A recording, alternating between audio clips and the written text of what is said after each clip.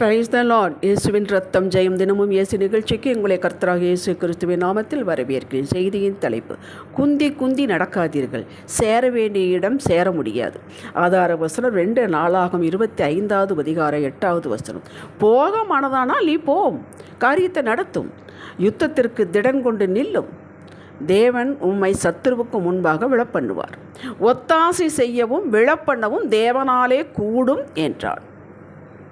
ஹல்லேலூயா. இது ஒரு தீர்க்கதரிசி அமத்சியா ராஜாவை பார்த்து சொன்னது.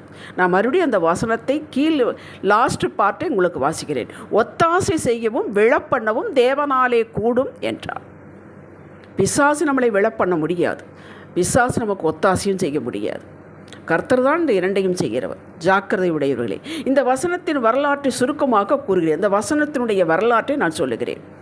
அமத்சியா ராஜா, யூத ராஜா, அவன் கர்த்தருக்கு செமையானதை செய்தான், நன்றாகத்தான் செய்தான், எல்லாம் பண்ணினான். ஆரம்ப காலகட்டத்தில் இவன் யுத்தத்திற்கு போக வந்த உடனே லக்கம் பார்த்தான். தம்முடைய இதில் 3 லட்சம் பேர் இருக்கிறார்கள், வீரர்கள், இது பத்தாது என்று. அப்பொழுது ராஜ்யம் 2ஆக பிரிந்திருந்தது, யூத ராஜ்யம், இஸ்ரவேல் ராஜ்யம் என்று. இந்த இஸ்ரவேல் ராஜ்யத்திலிருந்து 1 லட்சம் பேரை 100 தாலந்து வெள்ளி கொடுத்து கூலிக்கு அமர்த்தி கொண்டான்.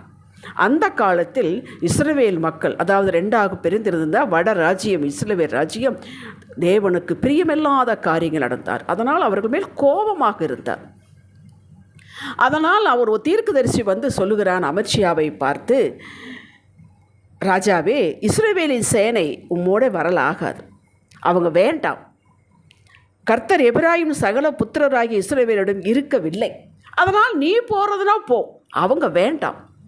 அப்போ இந்த 100 தாலந்து வெள்ளி கொடுத்து நான் கூலிக்கு இத்தனை வேஸ்ட்டாக போகுமே, அதுக்கு கர்த்தர் தருவார் என்று விளக்கம் கூறினான். ஆனாலும் இவன் கேட்கவில்லை.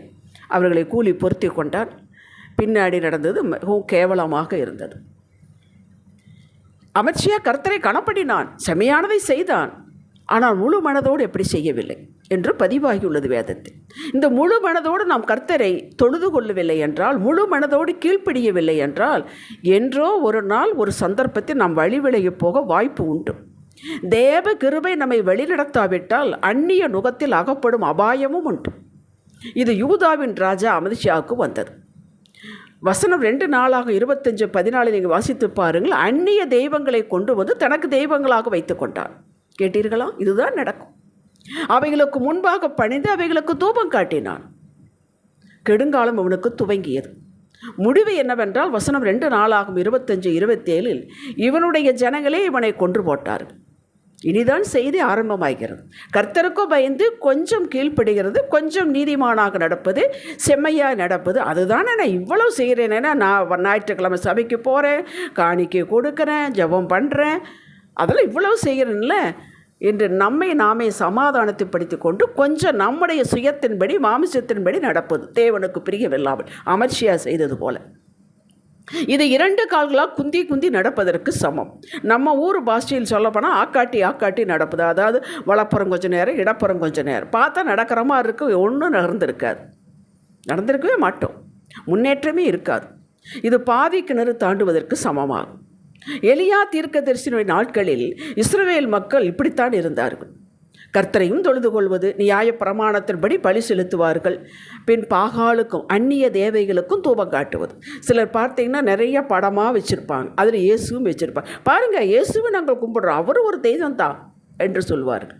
அதுபோல் அப்படிதான் அன்றைக்கு இஸ்ரவேல் மக்கள், இவர்கள் சொல்வது இருக்கட்டும், இஸ்ரவேல் மக்கள் செய்கிறார் என்றால் பிரமாணம் பெற்றவர்கள், உடன்படிக்கையின் பிள்ளைகள், கர்த்தரோடு பேசினவர்கள், கர்த்தர் இவர்களோடு பேசினவர்கள் அல்லவா. இதனால் நொந்து போன தீர்க்கதரிசி எலியா தீர்க்கதரிசி கர்த்தரே தெய்வம் என்பதை நிரூபித்து காட்டினார். இதை 1 ராஜாக்கள் 19ஆம் அதிகாரத்தில் நீங்கள் வாசித்து தெரிந்து கொள்ளலாம். அதனுடைய சுருக்கத்தை வேண்டும் நான் கொடுக்கிறேன். இப்படி ப்ரூவ் பண்ணுவதற்கு முன்பாக சகல ஜனங்களை பார்த்து எலியா இப்படி கேட்கிறான், நீங்கள் எந்த மட்டும் 2 நினைவுகளால் குந்தி குந்தி நடப்பீர்கள்? கர்த்தர் தெய்வமானால் அவரை பின்பற்றுங்கள், பாகால் தெய்வமானால் அவனை பின்பற்றுங்கள் என்றான். ஜனங்கள் பிரதியுத்தரமாக அவனுக்கு ஒன்றும் சொல்லவில்லை. ஏன் ஒன்றும் சொல்லவில்லை? அவளிடம் பதில் இல்லை. ஏனென்றால் 2ஐயும் செய்கிறார்கள். 1 ராஜாக்கள் 19ஆம் அதிகாரம் 38 இது பதிவாகியுள்ளது.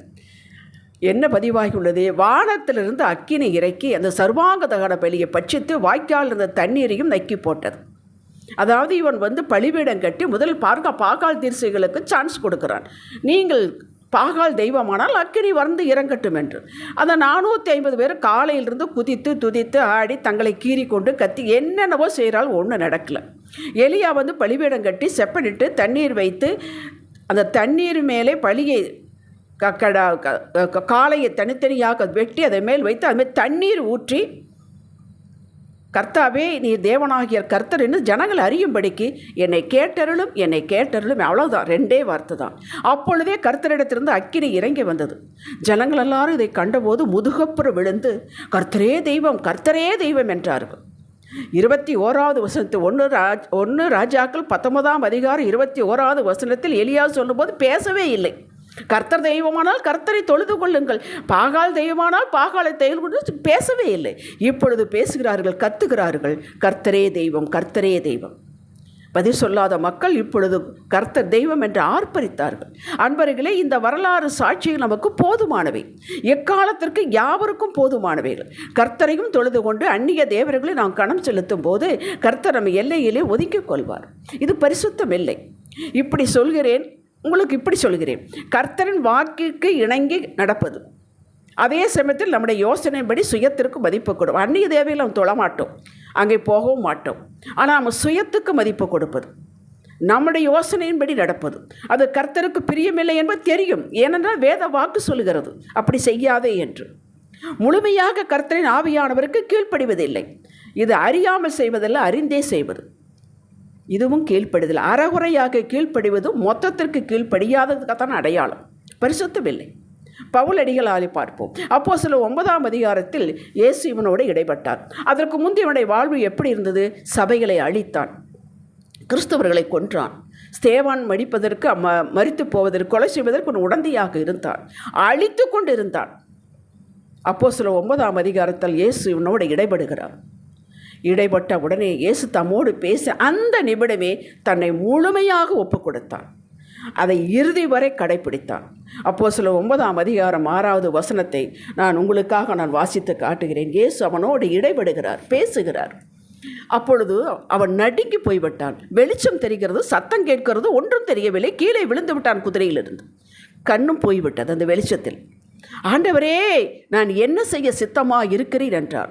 அதற்கு கர்த்தர், நீ எழுந்து பட்டணத்துக்குள்ளே போ, நீ செய்ய வேண்டியது அங்கே உனக்கு சொல்லப்படும் என்றார். அவ்வளவுதான். அந்த வினாடியிலிருந்து இறக்கும் வரை அவன் கர்த்தர் இறுக பிடித்து கொண்டான். தரிசனம் பெற்றான், ஆண்டவர் நம்மோடு பேசுகிறான், பிடித்து கொண்டான், முழுமையாக ஒப்பு கொடுத்தான், முழு உரிமையும் கர்த்தருக்கு கொடுத்தான். சிறிதளவு கூட அவன் மாறவே இல்லை. இவனை கொண்டு ஐரோப்பா கண்டம் முழுவதும் சபைகளை ஸ்தாபித்தார் கர்த்தர்.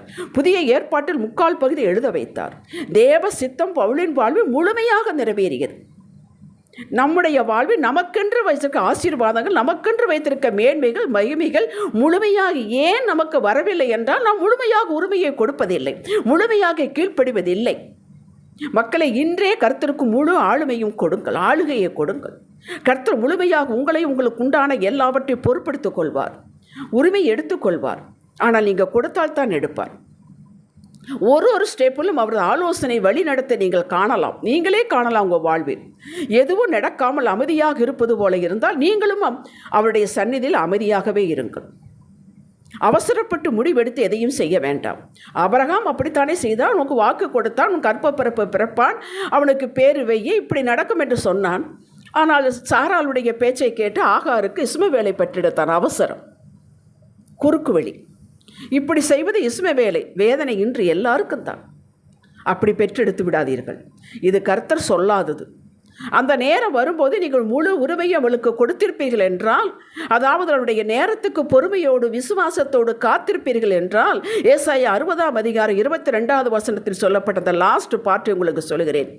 கர்த்தராகிய நான் இதை தீவிரமாய் ஏற்ற காலத்தில் தீவிரமாய் நடப்பிப்பேனார். எதை நாம் வேண்டிக் கொண்டதை, அவர் நமக்கு வைத்திருக்கிறதை தீவிரமாய் நடப்பிப்பேன் என்றார். அப்படி உங்களுக்கு செய்வார். இது காலம் கடந்தது அல்ல. சரியான நேரத்தில் நேர்த்தியாக செய்து முடிப்பார். அவரே செய்து முடிப்பார். பிரசங்கி 3:11. உங்களது வாழ்வில் குறையை தேடினாலும் காண முடியாது. நம்புங்கள், அப்படியே ஆகும். அவருடைய நேரத்துக்கு காத்திருங்கள். அவருக்கே முழு உரிமையும் கொடுங்கள். அவர் சொன்னால் நீங்கள் செய்யுங்கள். அவர் ஏதும் சொல்லவில்லை என்றால் நீங்களும் அமைதியாக இருங்கள். சகலம் உங்களை சேரும் சரியான நேரத்தில். ஜெபிக்கலாம். தகப்பனே, குந்தி குந்தி நடக்காமல் முழு பலனோடு, முழு மனதோடு, முழு ஆத்மாவும் உம்மையே சேவிப்போம். உம்மை மாத்திரமே நம்புவோம். அடைவோம் சகலத்தின் சம்பூரணமாய். இயேசுவின் நாமத்தில் பிதாவே, ஆமேன். இன்றைய சிந்தனைக்கு என் சுயத்தை தள்ளி வைத்துவிட்டு, என்னுடைய யோசனையை தள்ளி வைத்துவிட்டு, எப்போதும் ஆவியான தேவனுக்கே கீழ்ப்படிந்து நடப்பேன். என் வாழ்வில் முழு உருவையும் அவரிடத்திலே வைத்துவிட்டேன். பின்னிட்டு போக மாட்டேன், பிரகாசமடைவேன். ஆமேன். அல்லேலூயா.